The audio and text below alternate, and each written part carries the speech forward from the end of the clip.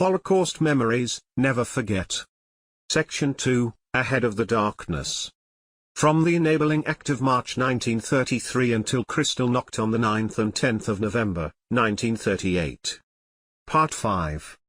Once Adolf Hitler was confident that his radical anti-Semitic agenda was fully supported by the leaders of the Nazi Party, as well as the vast majority of German citizens, he wasted little time in speeding up the Aryanization of the country. Following the full ratification of the Nuremberg Laws, a host of new regulations and restrictions were promulgated, all of which had the goal of completely removing all Jewish presence in Germany and confiscating Jewish-owned businesses, property, and cash assets. Between 1936 and 1939, some historians have estimated that over 400 new laws were passed, both nationally and locally. Among them, Jews were prohibited from working in most areas of finance, including anything related to taxes. They were prohibited from being teachers in any government school. They were prohibited from working as veterinarians. They were prohibited from selling weapons, ammunition, or owning a firearms store. They were prohibited from owning carrier pigeons.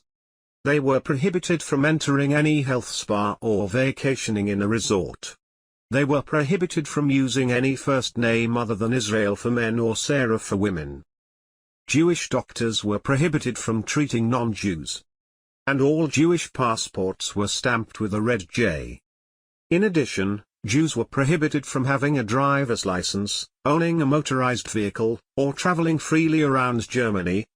Prohibited from attending universities or working as a university professor. And prohibited from working side by side with an Aryan. They were also required to provide a list of all property they owned worth more than 5,000 Reichsmarks, and had to turn over all precious metals and other related valuables to the government. Although it wasn't impossible for Jews to leave Germany after Hitler took power, it was exceedingly difficult. For obvious reasons, those with significant financial assets were given priority by the Nazis. After the government charged them exorbitant fees before being allowed to leave the country, Jews were forced to turn over the vast majority of their wealth, including cash, jewelry, and any businesses they owned. Slightly more than a third of the nearly 300,000 Jews who applied to emigrate were successful.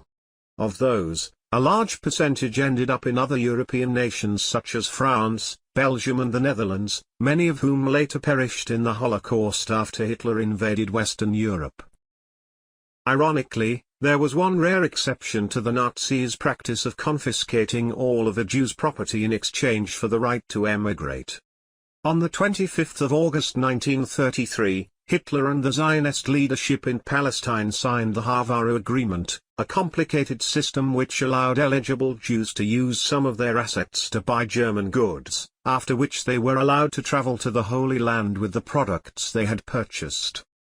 Many of the estimated 60,000 Jews who escaped to Palestine were highly trained professionals such as lawyers, doctors, veterinarians, and engineers, and many of them used their considerable skills and knowledge to improve life for those living in what would eventually become the State of Israel.